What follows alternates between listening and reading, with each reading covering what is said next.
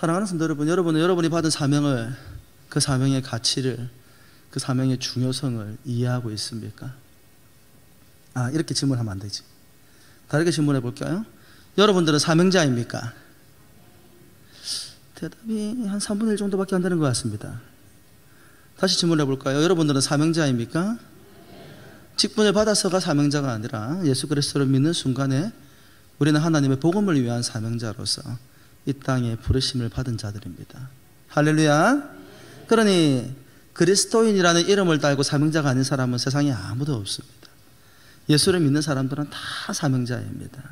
그런데 우리가 받은 이 사명의 가치를 우리가 제대로 이해하고 있는가 하는 문제입니다. 오늘 아브라함의 명령을 쫓아서 거룩한 사명을 들고 가는 엘리에셀의 모습을 통하여서 우리는 우리가 받은 사명의 가치가 도대체 무엇인가 함께 살펴볼 수 있기를 바랍니다. 창세기 24장 10절 말씀해 보면 성경이 이렇게 기록을 하고 있습니다. 이에 종이 그 주인의 낙타 중 10피를 끌고 떠났는데 그의 주인의 모든 좋은 것을 가지고 떠나 메소포타미아로 가서 나홀의 성에 이르렀다. 성경이 그렇게 이야기합니다. 사랑하는 성도 여러분, 엘리에셀이 아브라함이 그에게 명령한 일들을 수행함에 있어서 여정을 떠날 때 적당히 아무 것이나 가고 떠나지 않았다는 것입니다. 무슨 말입니까? 엘리에셀은 자신이 들리나요? 방송이 꺼진 거죠? 다시 켜질 가능성이 있네요.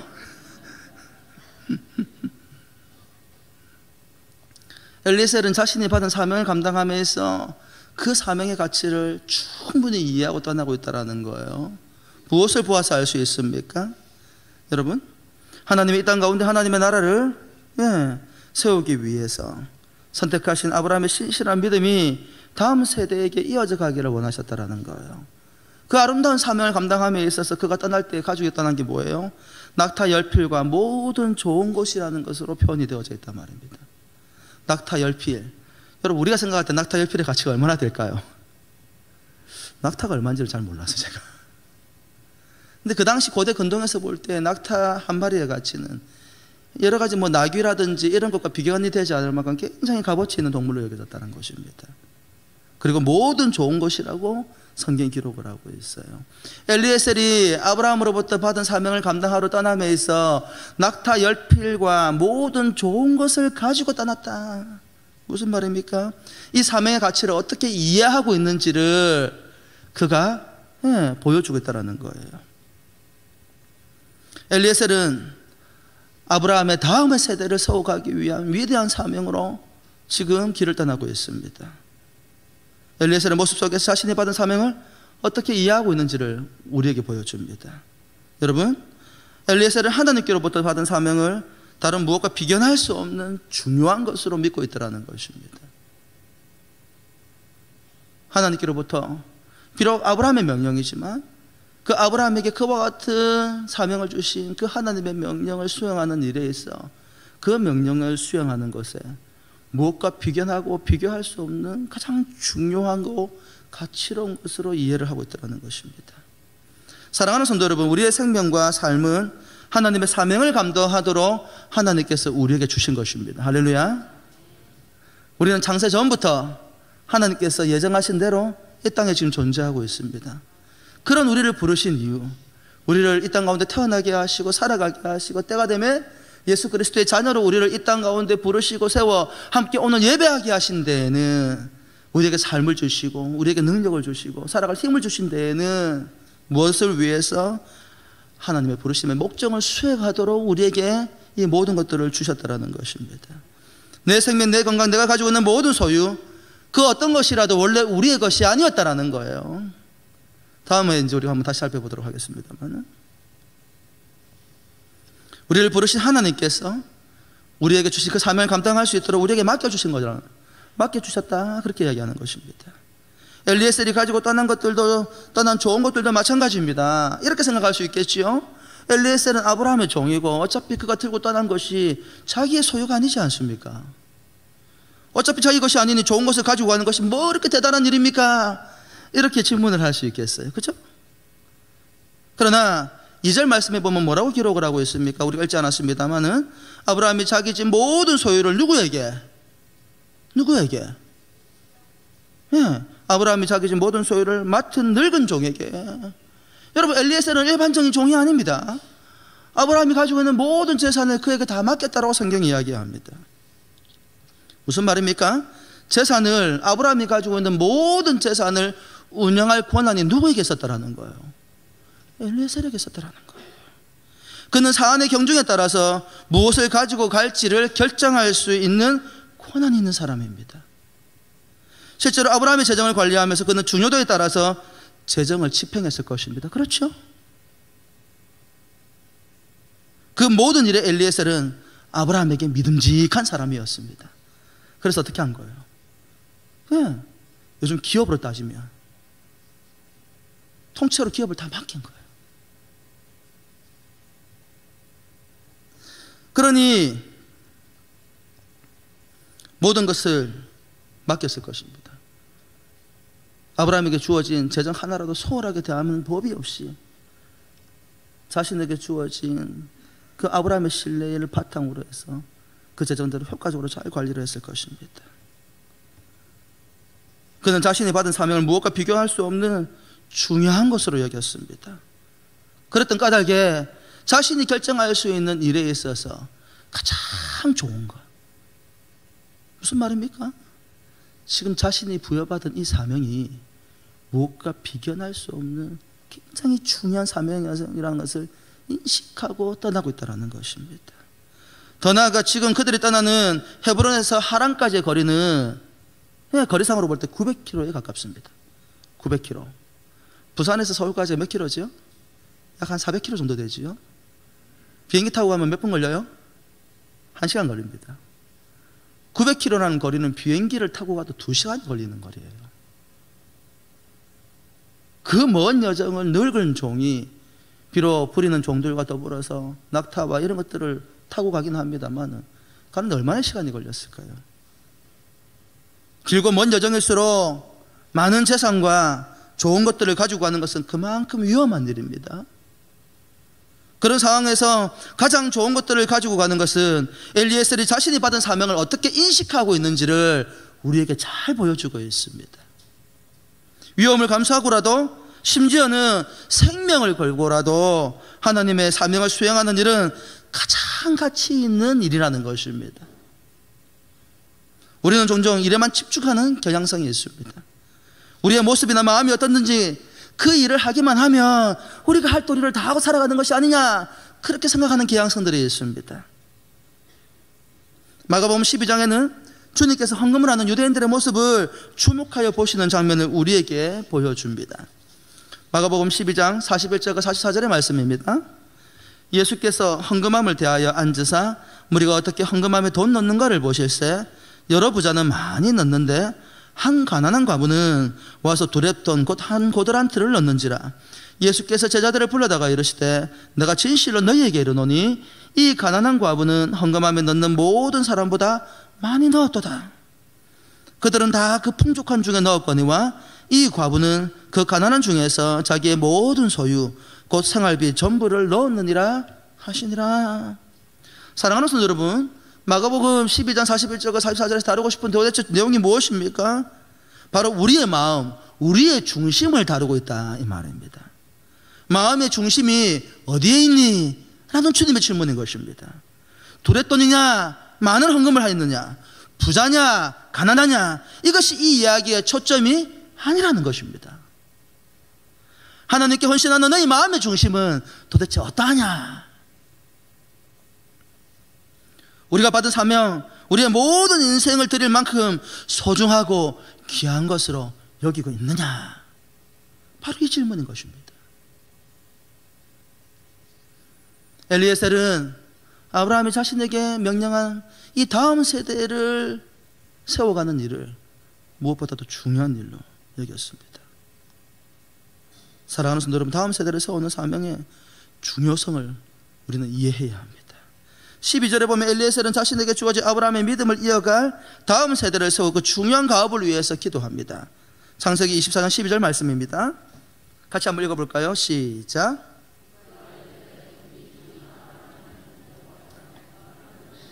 오늘 나에게 순조롭게 만나게 하사 내 주인 아브라함에게 은혜를 베푸시옵소서. 먼 여정 가운데 마침내 목적지에 도착을 했습니다. 그럼 여러분 뭐라고 제일 먼저 기도하실랍니까? 기도할지 안 할지 모르겠습니까?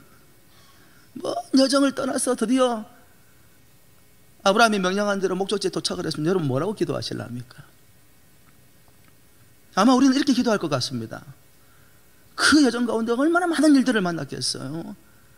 쉽지 않은 여정을 하나님의 은혜 가운데에서 이 목적지 가운데 잘 도착하실 그 은혜에 감사합니다. 우리 그렇게 기도하지 않을까요? 근데 여러분 엘리에셀의 기도 내용을 한번 들여다보십시오. 그가 도착해서 제일 먼저 한 기도가 자신들을 안전하게 지켜주셔서 감사합니다 라고 기도하지 않았습니다. 자신에게 주어진 사명을 잘 감당함으로 자신의 주인 아브라함에게 은혜를 베풀어 주시기를 간구하고 있다 이 말입니다. 이 기도 속에서 엘리에셀은 자신이 수여받은 사명에 대한 간절함과 이 일의 성취가 어떻게 이루어지는지에 대한 그의 믿음을 우리에게 보여주고 있습니다. 다음 세대를 세우는 가업은 자신의 주인 아브라함에게 있어서 가장 중요한 일이라는 것입니다. 그리고 그 중요한 일을 성취는 하나님의 은혜와 도우심이 없이는 불가능한 일임을 깨닫고 하나님께 은혜와 도우심을 구하고 있다는 것입니다. 이와 같은 엘리에셀의 모습 속에서 우리는 한국교회의 현실을 한번 들여다보게 됩니다. 사랑하는 성도 여러분, 한국교회가 폭발적으로 성장하던 시기가 80년대, 90년대로 알려져 있습니다. 근데 놀라운 사실은 그렇게 교회가 성장하는 와중 가운데 90년대 중반과 하반기로 넘어가면서부터 점진적으로 주일학교는 그 숫자가 줄어들고 있었습니다. 주일학교, 영유아부에서 청소년기에 이르는 아이들은 현실적으로 교회의 실제적인 문제, 즉 재정에 있어서 도움이 되지 못한다는 인식 가운데에서 외형적으로는 중요하다라고 이야기하지만 그러나 현실적인 문제에 부딪히며 항상 우선순위에서 뒤로 밀려나는 것이 한국교회의 현실이었습니다. 사랑하는 성도 여러분, 지나간 시대가 그러하였듯이 저와 여러분의 시대도 곧 저물어갈 것입니다. 아브라함의 인생이 황혼기를 접어들듯이 저와 여러분의 시대도 곧 지나가게 될 것입니다. 그럼에도 불구하고 우리가 이 시대에 살았던 그 모든 흔적은 결국 다음의 세대를 통해서 기억되게 될 것입니다. 우리가 무엇을 위해서 헌신했는지, 우리가 하나님의 영광을 위해서 얼마나 치열하게 살았는지 여러분의 자녀와 이 교회의 다음 세대가 그 증거가 될 것입니다. 그리고 그들도 우리와 같이 하나님의 나라의 확장을 위해서 치열하게 살아가게 될 것입니다. 하나님의 나라와 하나님의 섭리는 그와 같은 방식으로 이어져 가는 것입니다. 그런 관점에서 보면 우리는 눈앞에 있는 현실 가운데에 주신 사명을 위해서 최선을 다해 살아가야 하지만 그와 더불어서 미래를 준비해야 합니다. 그 미래가 무엇입니까? 우리는 아브라함의 삶을 통해서 어떻게 자신에게 주어진 사명을 감당하는지를 보았습니다. 그리고 아브라함이 어떻게 미래를 준비하는지도 우리는 보고 있습니다. 하나님의 주신 약속의 땅 가운데에서 하나님의 약속과 이삭 외에는 아무것도 현실적으로 주어진 것이 없었지만 그럼에도 불구하고 아브라함은 하나님의 약속이 이루어질 것을 믿으면서 자신에게 주어진 삶을 최선을 다해서 치열하게 살아가더라는 것입니다. 그리고 나서요, 그리고 그 믿음의 여정 가운데에 그가 경험한 모든 은혜들을 누구에게? 그 다음을 이어갈 그의 자녀 이삭에게 삶으로 보여주더라는 것입니다. 그에게 무엇과 비교할 수 없는 가장 소중한 아들조차도 하나님께 드리는 모습을 이삭은 자신의 삶을 통해서 직접적으로 경험하였습니다. 그것은 아브라함의 믿음에 대한 단편적인 사건에 불과합니다. 아브라함은 아들 이삭에게 참된 믿음이 무엇인지를 삶으로 보여주고 그리고 자신이 경험한 하나님을 끊임없이 들려주었을 것입니다. 아브라함의 신앙교육은 이론이 아닌 실제적인 교육이었습니다. 이것이 우리가 다음 세대에게 보여주어야 할 믿음의 본이라는 것입니다. 다음 세대를 세우는 중요성에 관해서는 이 본문을 해석하는 신학자들의 견해 속에서 발견됩니다. 어떤 신학자는 65절을 근거로 해서 엘리에셀이 이삭의 아내 리브가를 데려오는 와중에 아브라함이 죽었다고 주장하기도 합니다. 왜냐하면 아브라함이 아닌 이삭에게 엘리에셀이 내 주인이라고 고백하고 있기 때문입니다. 우리는 25장에서 아브라함의 죽음을 이제 곧 보게 될 것입니다. 그런데 이 25장의 아브라함의 죽음은 실제로는 엘리에셀이 리브가를 데려오는 와중에 이미 일어난 일이라는 것입니다. 물론 성경과 대다수의 주석가들은 25장 19절 이후에 기록된 말씀을 근거로 해서 아브라함이 이삭이 리브가를 만나 결혼한 시점이 40세이고 이때는 아브라함의 나이가 140세라고 말을 합니다. 그러니 이삭이 결혼한 후에도 35년간이라는 시간 동안 더 살았다라고 성경은 이야기하는 거예요. 그러면 그렇게 보면 이런 주석가들의, 이런 신학자들의 견해는 굉장히 터무니없는 것으로 우리에게 보여집니다. 하지만 사실 다소 복잡한 신학적인 견해들이 있습니다. 성경에 기록된 문자적인 기록만을 우리가 신뢰한다고 한다면 25장에 아브라함의 죽음이 먼저 나오는 것은 순서상 잘못되었다라는 것입니다. 무슨 말입니까? 아브라함의 죽음은 야곱의 아들 에서와 이삭이 태어나고 난 다음에 일어나는 사건이라는 거예요. 그런데 아브라함의 죽음을 먼저 배열을 하고 그 뒤에 마치 이삭과 에서가 태어난 것처럼 성경에 기록이 되어져 있다는 것입니다. 그런 관점에서 어떤 신학자들은 성경은 언제 그 일이 일어났느냐, 문자적으로 기록된 나이나 연대보다도 모세가 그 의미의 중요성을 강조하기 위해서 의도적으로 중요한 것을 먼저 기록한 것으로 생각을 합니다. 이런 신학적 견해들을 깊이 들여다보는 것은 결코 쉬운 일이 아닙니다. 저도 머리가 복잡해요. 이렇게 복잡한 문제를 뒤로 하고라도 저와 같이 단순한 사람들은 그냥 25장의 기록을 있는 그대로 받아들인다 할지라도 엘리에셀이 리브가를 데려오는 중에 아브라함이 죽었을 것이라고 주장하는 것은 오늘을 살아가는 우리에게 던져주는 굉장히 중요한 시사점이 있습니다. 이렇게까지 이 사건을 중요하게 다루는 이유가 있다는 거예요. 무슨 말입니까? 아브라함에게는 자신에게 주어진 하나님의 거룩한 사명이 아들 이삭에게 이어져 가게 하는 것이, 그리고 엘리에셀은 그 주인의 간절한 소망과 그 가운데 있는 하나님의 뜻이 성취되는 것이 그만큼 중요하고도 절박한 사명이라는 것입니다. 사랑하는 성도 여러분, 우리 한국의 현실은 어떤지 아십니까? 2015년도의 기사에서, 통계청의 기사 가운데에서 제가 이런 내용을 찾았습니다. 세계 평균, 2015년도의 기록입니다. 세계 평균 출산율이 2.5명인데 한국은 1.23명으로 아직도 저출산국 기준인 1.30명 아래에 머물러 있다. 출산율이란 무엇을 말하는 것입니까? 여성 한 명이 가임기간인 15세부터 49세 동안 낳을 것으로 예상되는 평균 신생아 수를 이야기합니다. 그리고 5년이 지난 작년 2020년도의 출산율이 얼마인 줄 아십니까?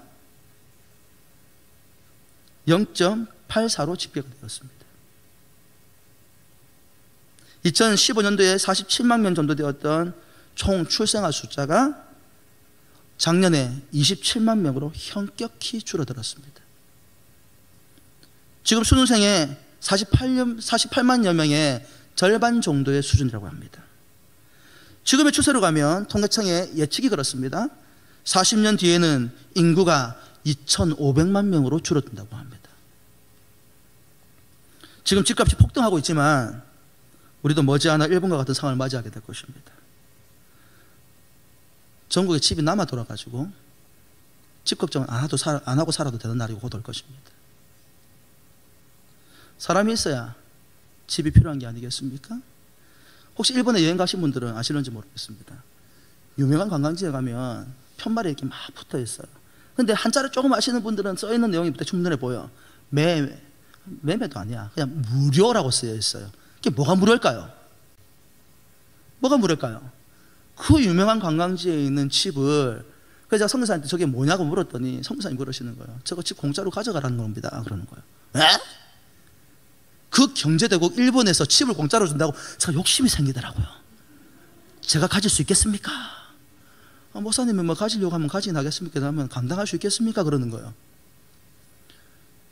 여러분, 일본이 대도시 중심을 제외하고는 집이 남아돕니다. 집을 팔고 싶어도, 임대를 내고 싶어도 살 사람도 없고 렌트할 사람도 없어가지고 어떤 곤란을 겪고 있겠어요. 집이 몇 채가 되다 보면 세금은 계속 나가는데 팔리지를 않는 거예요. 그래서 그 사람들이 대안으로 내놓은 게 뭐예요? 집을 공짜로 가져가라는 거예요. 지금의 생각을 하면 꿈과 같은 이야기죠. 집이 없는 분들 40년만 잘 버티시기 바랍니다. 목사님, 내가 40년까지 살 수 있을까요? 버티세요. 집이 생깁니다.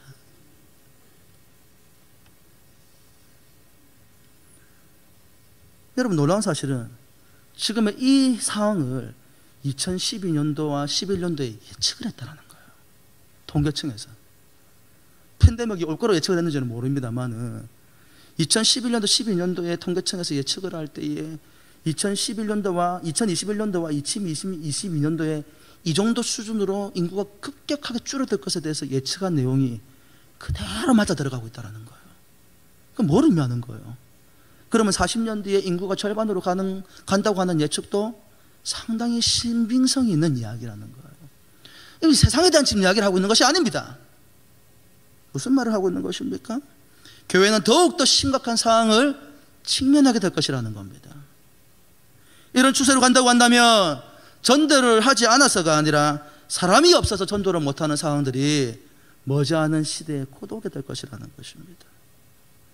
그런 관점에서 보면 지금 다음 세대에게 투자하고 미래를 대비하는 일은 그 어떤 일들보다도 중요하고 가치로운 일이라는 것입니다. 여러분, 한국 교회에 주일학교가 없는 교회가 100% 가운데에서 몇 퍼센트 정도 될 것 같아요? 예? 공식적으로 통계가 나온 겁니다.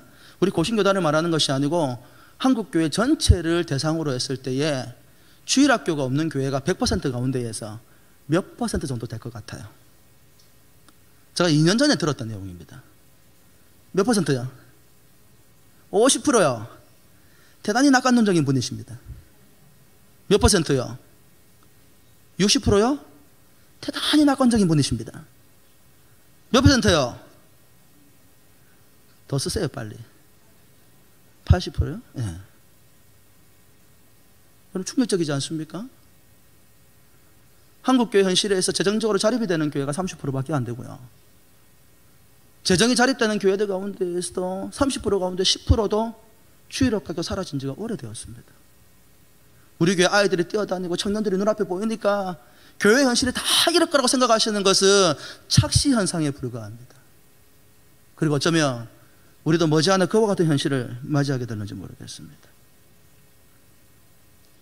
그런 관점에서 보면, 이 절박한 관점에서 보지 않으면 리브가를 데려오는 과정에서 보여주는 엘리에셀의 태도는 쉽게 이해하기 힘든 부분이 있습니다.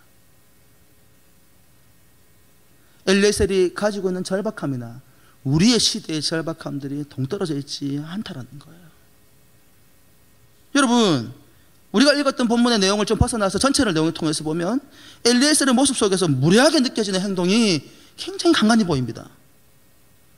자비롭고 인자하고 예의가 있고 품성이 바른 아브라함 밑에서 훈련을 받는 엘리에셀이 다소 무례하게 보이는 행동을 보여주는 장면들이 성경에 등장을 합니다. 창세기 24장 32절과 33절, 54절과 56절에 우리는 그런 모습을 발견하게 됩니다. 32절과 33절 말씀입니다.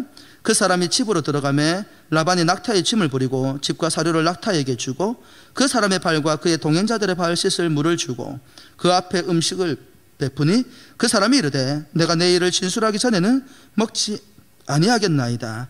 라반이 이르되 말하소서. 54절 이후에 보면 이에 그들 곧 종과 동행자들이 먹고 마시고 유숙하고 아침에 일어나서 그가 이르되 나를 보내어 내 주인에게로 돌아가게 하소서. 리브가의 오라버니와 그의 어머니가 이르되 이 아이로 하여금 며칠 또는 열흘을 우리와 함께 머물게 하라. 그 후에 그가 갈 것이니라. 그 사람이 그들에게 이르되 나를 만류하지 마소서. 여호와께서 내게 형통한 길을 주셨으니 나를 보내어 내 주인에게로 돌아가게 하소서. 여러분, 이 두 장면 가운데에 다소 우리의 마음을 불편하게 만드는 장면들이 있습니다. 그렇죠? 여러분, 귀한 손님이 왔습니다. 어쩌면 사돈관계가 될지 모르는 관계입니다. 그죠? 그는 종에 불과하지만 모든 소유를 맡은 어쨌든 칙사와 같은 대사와 같은 직분을 가지고 있는 사람이에요. 그가 가져온 것도 만만치가 않습니다.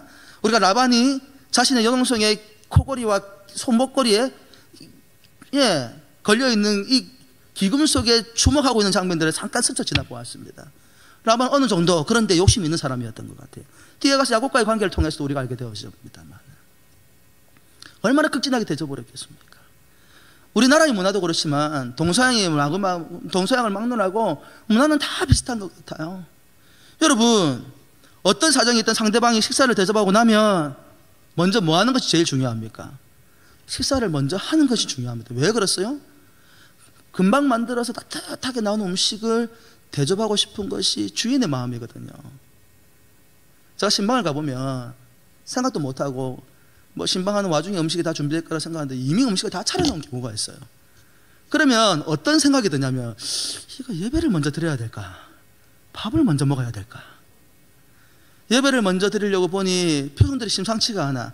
본인들은 그냥 기도하고 밥 먹을 줄 알았는데 갑자기 제가 말씀을 잠깐 예배 드리자고 하니까 당황해 하시는 거예요. 왜? 기왕 대접하는 거 목사님한테 제일 맛있고 따뜻할 때 대접하고 싶은데 목사님이 설교가 원래 짧은 사람은 아니잖아. 설교 다 듣고 나면 음식이 다 싫을 것 같아. 그래서 종종 그런 권유를 받습니다. 목사님 식사하고 예배 드리면 안 되겠습니까? 제가 신방 간다 할 때 미리 음식 차려놓지 마십시오. 예배 먼저 드리고 안 차려주실 거구나. 죄송하면 제가 착각을 했네요. 보편적인 예의가 그렇잖아요. 따뜻한 음식을 차려놓으면 먼저 먹고 난 다음에 아니면 정말로 중요한 사안이면 먹으면서 대화할 수 있잖아요. 근데 엘리에셀이 뭐라고 이야기합니까? 내가 할 말이 있습니다. 나는 내가 하고 싶은 이야기를 다 할 때까지는 이 음식 절대 먹지 않을 겁니다. 주인이 얼마나 당황을 했을까요? 당황을 넘어서 다소 무례하게까지 보이기도 할 수 있습니다. 엘리에셀은 자기가 여기에 왜 왔는지 그리고 왜 이 집까지 오게 됐는지를 설명하는 데에 음식을 먼저 먹는 대접을 받는 일보다도 그 일을 먼저 더 중요하게 생각을 합니다. 그 이야기를 다 하고 난 다음에 모두의 마음이 하나가 된 것 같아요. 다 라반이 뭐라고 해요? 하나님의 뜻입니다. 당신 뜻대로 하소서. 기쁨과 감사함으로 음식을 먹었어요. 근데 그 다음 날에 무슨 일이 벌어졌습니까? 우리가 읽었던 54절 말씀해 보니까 그 다음 날 아침이 되었더니 갑자기 짐을 꾸리고 나가려고 하는 거예요. 어디 가십니까? 돌아가야지요. 예? 우리가 할 일들을 다 했으니 가야 됩니다. 우리 딸은요? 데리고 가야지요. 예? 라반이 당황을 합니다. 라반과 라반의 어머니가 당황을 합니다. 그래서 뭐라고 이야기합니까? 예, 부탁을 하지요. 부탁이라보다는 거의 명중조입니다. 그러지 마시고 며칠이라도 아니면 열흘이라도 머물러 있다가 가면 좋겠습니다. 여러분이 딸을 시집 보내는 입장이라고 생각을 해보십시오. 지금 같으면 KTX를 타고 가도 되고 비행기 2시간 타고 가도 3시간 타고 가도 12시간 타고 가도 가면 되는데 900km입니다. 떠나가면 언제 볼런지 가늠이 되지 않는 상황이란 말이에요. 그러니 이 딸이 정말로 이 동생이 고기 자라갈 때 오기야 금이야 오기야 금이야는 아니네. 물 들어간 거 보니까 어쨌든 귀한 여동생으로 딸로서 키워왔던 사람인데 이제 먼 곳에 시집을 보내야 되는데 다만 며칠이라도 함께 보내고 싶지 않겠습니까? 그런데 엘리에셀이 일어나자마자 짐 다 꾸리고 출발할 준비를 하면서 가겠다고 하는 거예요. 그래서 권면을 하죠. 그러지 말고 우리가 떠나가면 언제 만날지를 모르는데 우리 여동생을 조금 며칠이라도 우리와 함께 시간을 보내고 데려가면 좋겠다. 엘리에셀이 단호합니다. 아니요, 저를 만류하지 마십시오. 저는 금방 가야 합니다. 라반이 너무 상황이 황당하니까 뭐라고? 방법을 찾습니까? 그러지 말고 그럼 리브가에게 물어보십시다. 근데 리브가 뭐라고 대답했어요? 따라가겠습니다. 땡.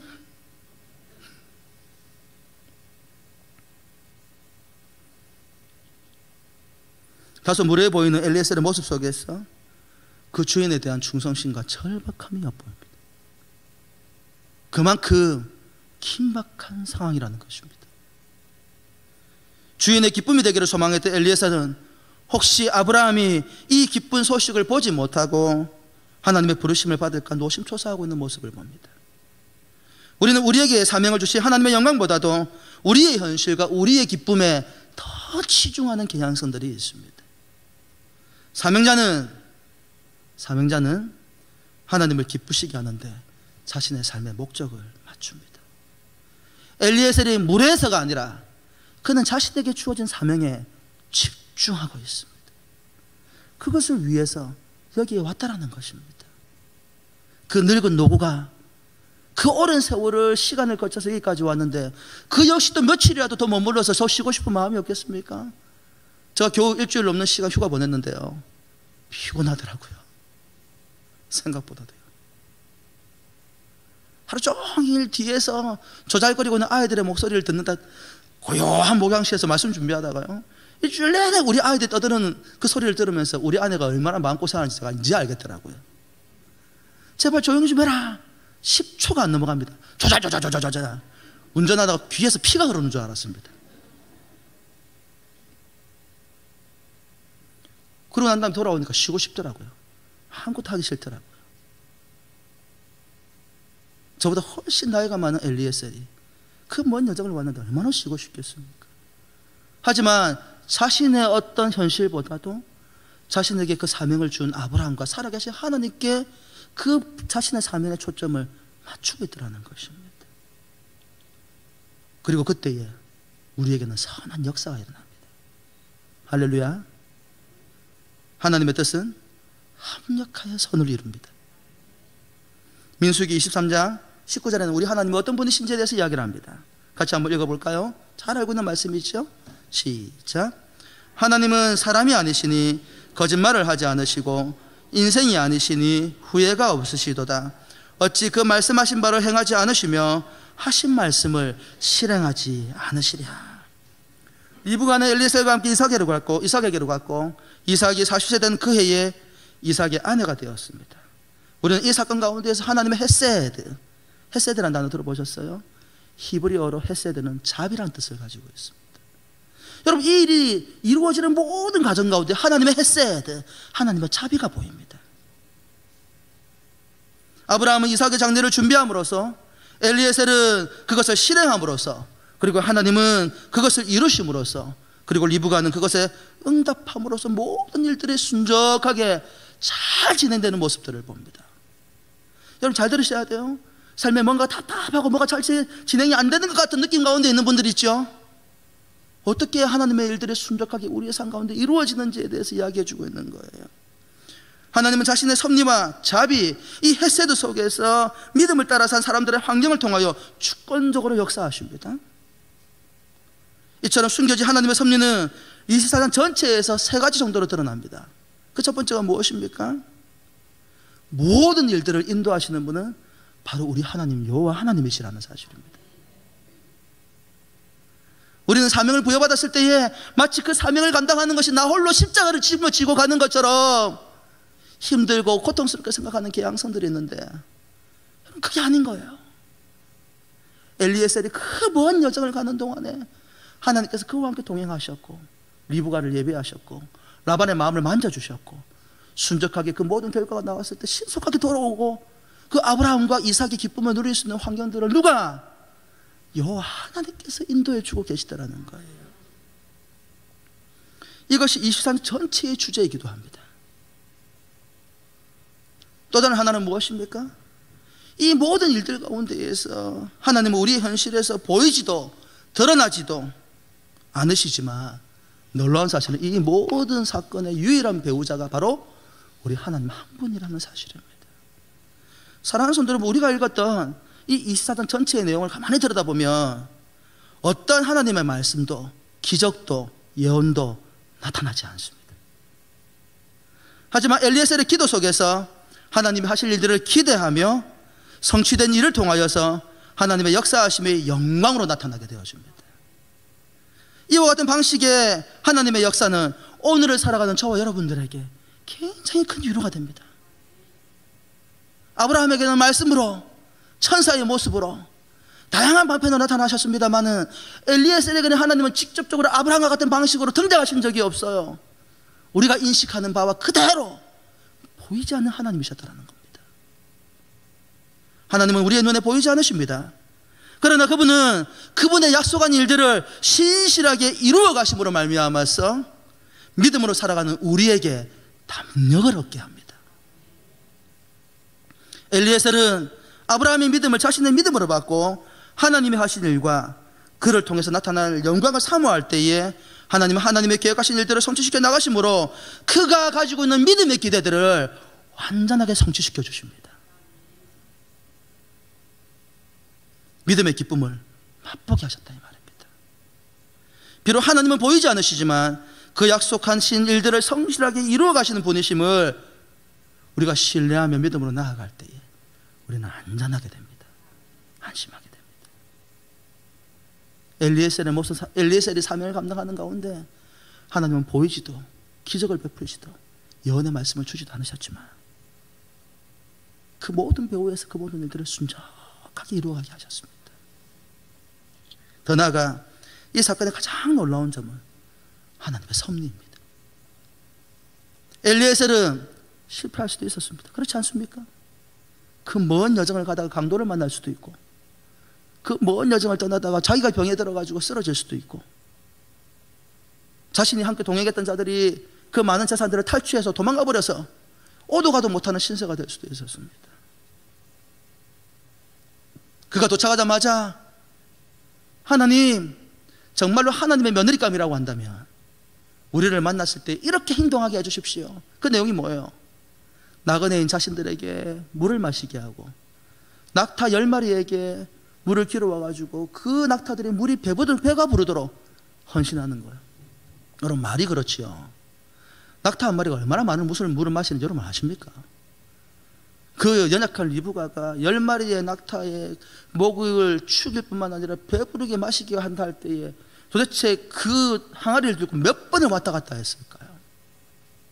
그런 일들이 일어나지 않을 수 있지 않나? 일어날 가능성들보다도 일어나지 않을 가능성이 더 높지 않은가요? 라반이 그와 같은 모든 상황에 대해서 거절할 수도 있었고 리브가가 망설이거나 따라가지 않을 수도 있었습니다. 그러나 하나님은 이 모든 과정 가운데에서 이 모든 위기를 피해가게 하셨고 모든 것들이 가장 선한 결과로 나타나게 하셨습니다. 여기서 우리가 주목해 볼 것이 무엇입니까? 모든 것이 하나님의 섭리 가운데 이루어간다 할지라도 바로 저와 여러분의 헌신을 절대 간과할 수 없다라는 것입니다.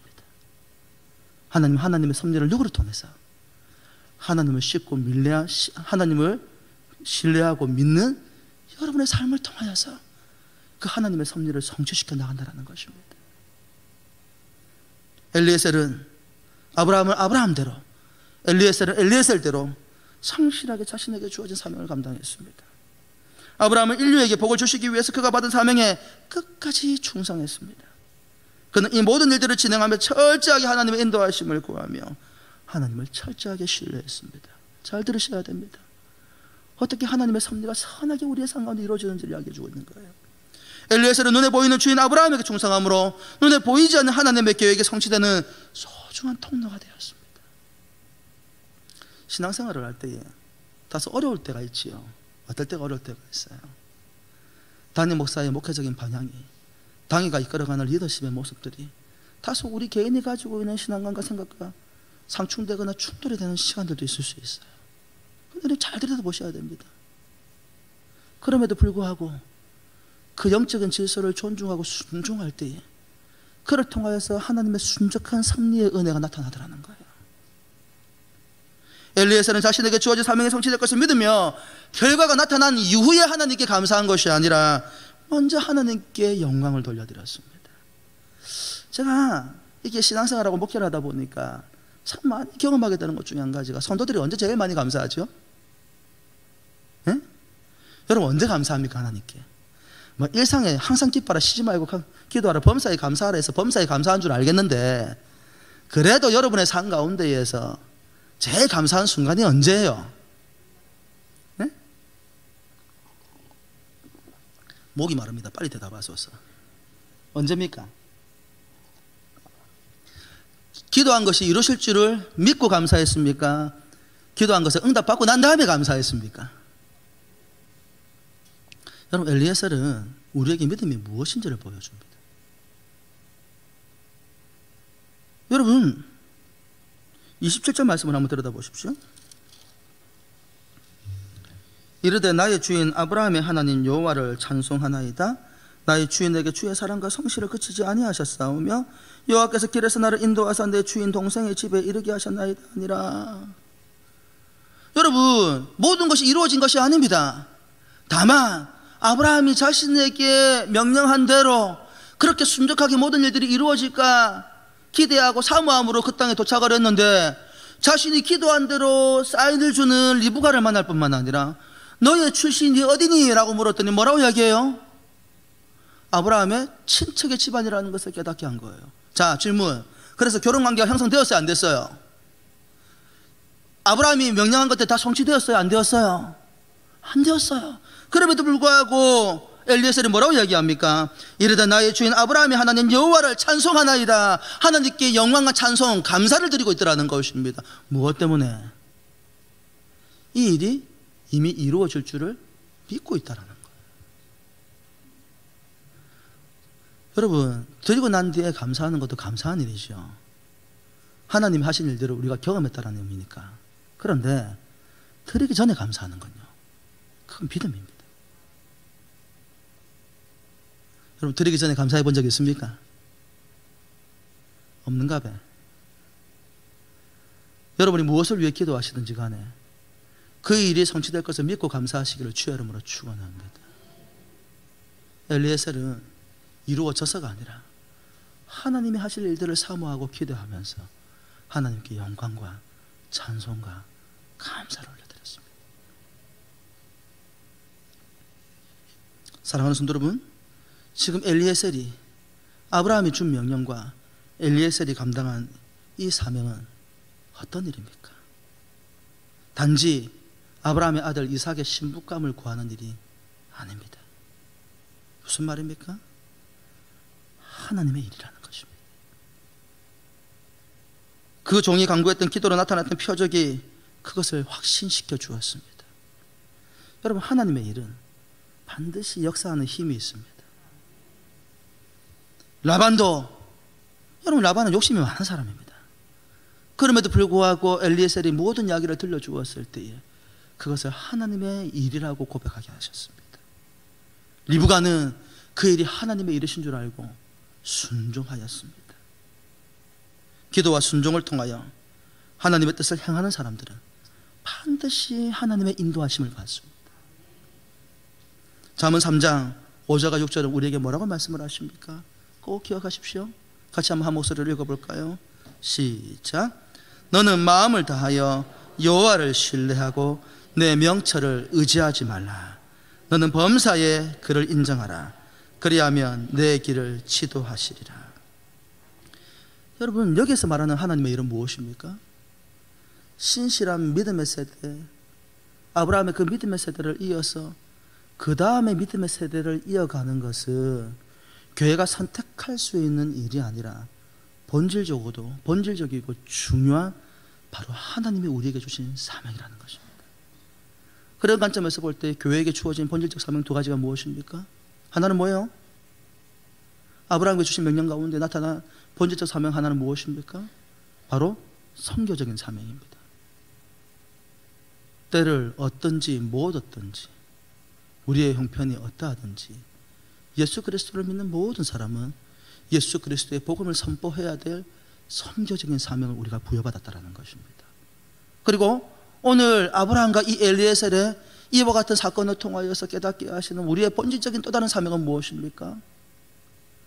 다음의 세대를 바로 세워가는 것입니다. 오늘을 살아가는 저와 여러분들은 다음의 세대를 위해서 헌신하고 희생해야 합니다. 이런 말 들으면 속상하지요. 지나간 날도 고생을 진짜 한 것 같은데 저 새로운 목사와 또 고생시키려고 저러는가 보다. 그런데 여러분 잘 기억하십시오. 30년 40년 뒤에 우리 은한교회가 있을까요? 서양의 역사가 우리에게 그것을 말해줍니다. 그 어느 시대와 비견되지 않던 엄청난 부흥의 불길이 일어났던 영국과 미국과 유럽의 그 모든 부흥의 불길들이 불과 200년도 채 지나지 않아서 무슨 일이 벌어졌습니까? 그 유명했던 교회들이 술집으로 바뀌고 그렇게 사람들이 꾸역꾸역 밀어 들어가지고 밀려 들어와가지고 앉을 자리가 없던, 여러분 잘 알고 있는 수종교회 크리스탈 처치 지금 가톨릭에게 $1에 팔렸습니다. 미래를 대비하지 못한 하나님의 본질적인 사명, 선교와 다음 세대를 위해서 헌신하지 못한 결과물이라는 거예요. 지금 한국 교회가 그와 같은 위기 가운데 놓여져 있습니다. 폭발적으로 성장할 때에 주일학교 아이들의 소중함을 이해하지 못했습니다. 요즘은 조금 다릅니다만은 불과 몇 년 전까지만 하더라도요, 주일학교 아이들은 교인으로 숫자에 넣지를 않았어요. 그 교회 숫자가 몇 명입니까 하면 대학생 이상, 장년들 숫자가 몇 명입니까? 이런 식의 통계를 넣었다라는 거예요. 그래서 다음의 세대가 한국교회에서 사라져 버렸습니다. 우리 은한교회 미래는 어떨 것 같아요? 지금 아이들이 눈에 보입니까? 청년들이 눈에 보여요? 그래서 미래가 밝을 것 같아요? 모르시죠. 우리가 미래를 대비하고 그를 위해서 헌신하지 않는다고 한다면 우리 은한교회의 미래도 담보할 수 없습니다. 그래서 지금 거기에 우리의 모든 에너지를, 우리의 투자를 집중해야 될 시기라는 것입니다. 그 사명에 저와 여러분들이 부름을 받았습니다. 할렐루야. 여러분 자신이, 여러분 가정에서 여러분 자녀들이 우리 몸된 교회 가운데서 우리의 다음 세대가 우리의 삶의 흔적이고 우리 신앙의 증거입니다. 그 위대한 역사가 주님 오시는 부르심의 날까지 이어져 갈 수 있기를, 우리 헌신을 통해서 이어져 갈 수 있기를 주 예수 그리스도 이름으로 축원합니다. 기도합시다.